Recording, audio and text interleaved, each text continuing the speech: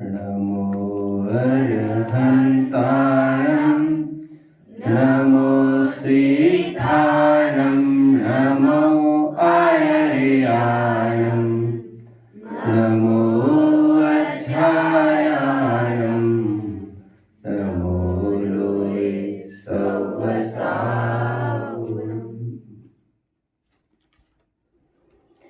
मोक्षार्थियों, जहाँ एक तरफ यह युग इतना वैज्ञानिक होता जा रहा है, समझदार होता जा रहा है, वही दूसरी ओर कुछ लोग लकीर के फकीर आज भी बने रहते देखने में आ रहे हैं। तरस आता है उन पर देखकर। जो पदार्थ परोसा जा रहा है उसकी तरफ तो उनका ध्यान नहीं है और उनका आग्रह है विशिष्ट बर्तन में ही वो चीज परोसी जाए।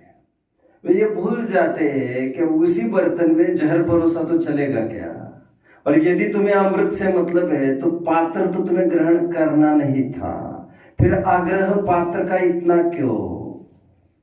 कुछ लोग इस कदर शब्द के आग्रही हो जाते हैं, उन्हें विशिष्ट शब्द ही चाहिए। वे शब्दम्लेच्छ कहलाते हैं हमारे ग्रंथों में। वे शब्द छल कर जाते हैं और उनका यह कहना है कि अमुक शब्द का ही प्रयोग होना चाहिए, जबकि उन्हें जानना चाहिए वे भूल रहे हैं। शब्द तो एक सीढ़ी की तरह है और सीढ़ी का प्रयोग किसी वस्तु की तरफ पहुंचने के लिए हुआ करता है। उसी प्रकार शब्द एक साधन की तरह है, वाच्यभूत पदार्थ की तरफ पहुंचने के लिए एक मीडियम, एक जरिया सोर्स के रूप में था। सीढ़ी एल्यूमिनियम की है कि लकड़ी की है, उससे तुम्हें कितना फर्क पड़ता है। आग्रह विशिष्ट शब्दों का क्यों। यद्यपि आत्मा का आश्रय करने का उल्लेख हमारे आगम में सर्वत्र है, क्योंकि हमारा आगम पूर्णतया आध्यात्मिक है। सर्वत्र आत्मा के आश्रय की बात है। बट इस आत्मा को, जिसे उर्दू अरबी में रूह कहते हैं, जिसे वेदांती लोग अहम ब्रह्मास्मि ब्रह्म के रूप में पहचानते हैं, उस आत्मा को कई प्रकार से नाम दे देकर बुलाया गया है। जैसे लोक में कहते भी है, राम तेरे कितने नाम।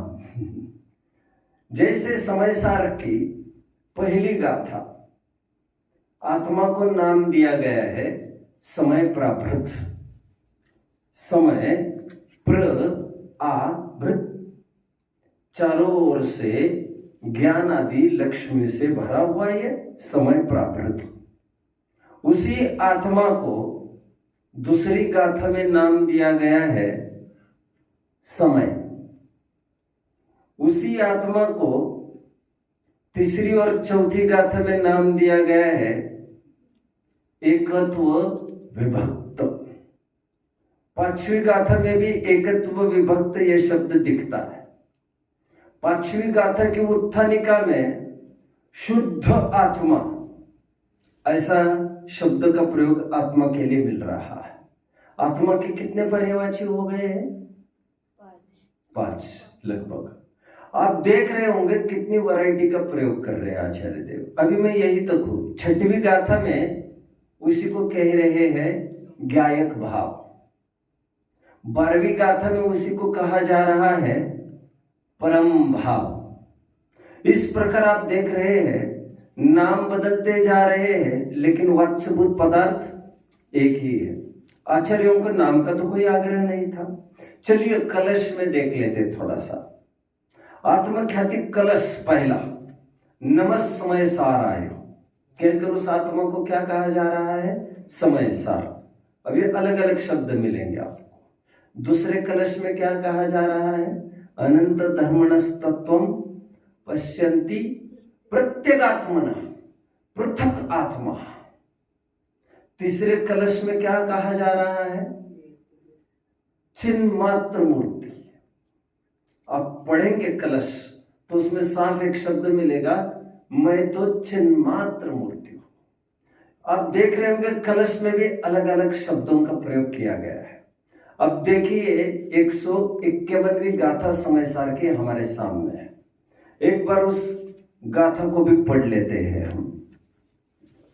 परमठो खलु समो शुद्धो जो केवली मुनि राणी तम हिता सहावे मुनिनो पावन्ते निर्वाणम। उसे परमार्थ कहो, उसे समय कहो, उसे शुद्ध कहो, उसे केवली कहो, उसे ज्ञानी कहो अथवा उसे मुनि कहो। ये किसके नाम है बच्चों? आत्मा के नाम है ये सब।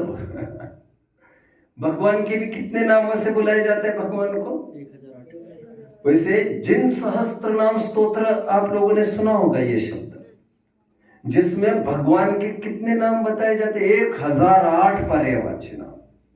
शंकर, स्वयंभू, गणेश आदि आदि ये सब नाम, शिव, महेश, ये सब नाम भगवान के पर्यायवाची कहे गए हैं बच्चों। आपने अभी अभी आत्म कीर्तन भी याद किया है सहजानंद वर्णी जी का। उसमें एक सुंदर लाइन है, आपको याद आ रही होगी। कौन सी?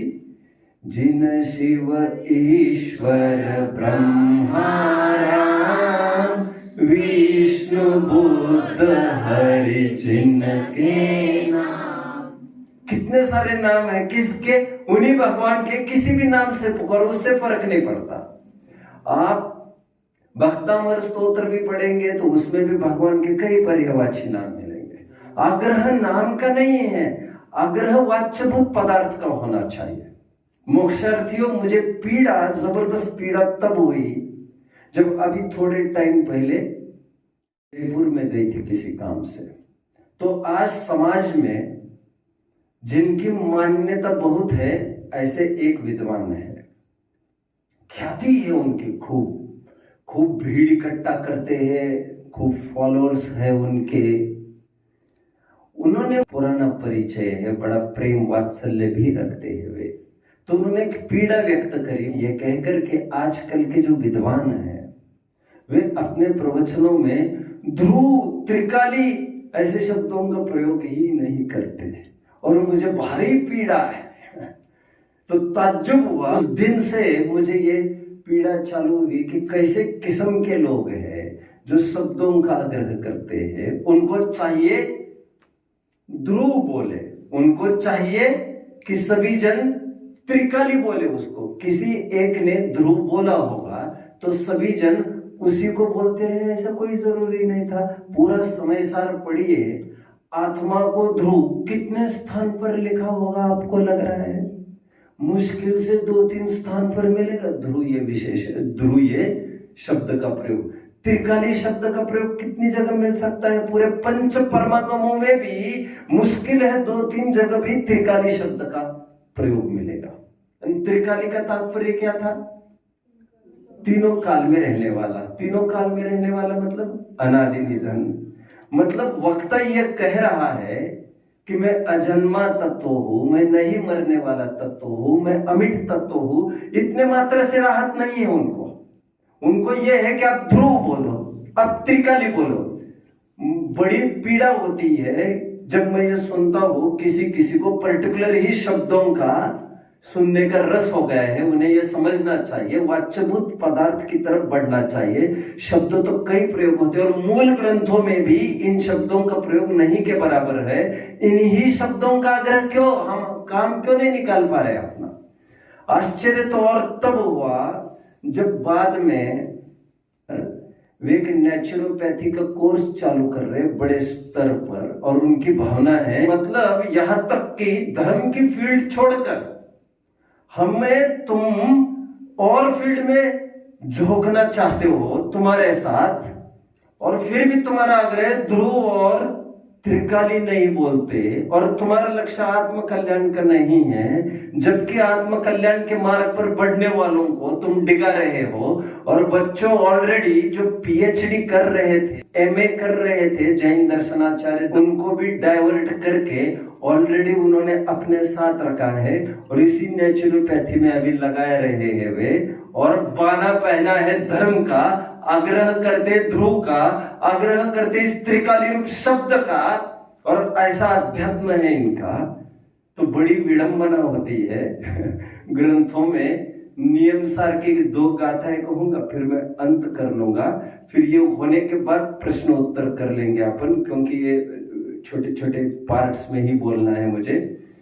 नियम सार में सुंदर 2 गाथाएं आई है, जिसमें 40 और 45 गाथाओं के बीच में 2 गाथाएं है लगभग। निगंथो, आत्मा के पर्यायवाची नाम क्या क्या बोल रहे देखिए। निगंथो निरागो निर्दोषो निस्सल्लो सयल दोष निमुक्को निक्कामो निक्को हो निम्मानो निम्मदो अप्पा निदंडो निदंदो निर्दोषो निर्भयो अप्पा निरागो निर्दोषो निरा आदि आदि। इस प्रकार आत्मा के कई पर्यायवाची शब्द वहां पर बोले जा रहे हैं। कहने का तात्पर्य मेरा इतना ही है कि उससे किसी भी नाम से बुलाया जाए उसे फर्क नहीं पड़ता, आग्रह हमें होना नहीं चाहिए अमुक ही शब्द में बुलाया जाए। जब जीव कहा जा रहा है, इतने मात्र से राहत क्यों नहीं मिल रही है हमें? आत्मा कहा जा रहा है तो राहत क्यों नहीं मिल रही है? तो शब्दों का आग्रह छोड़ दे, हम लकीर के फकीर न बने। ओम।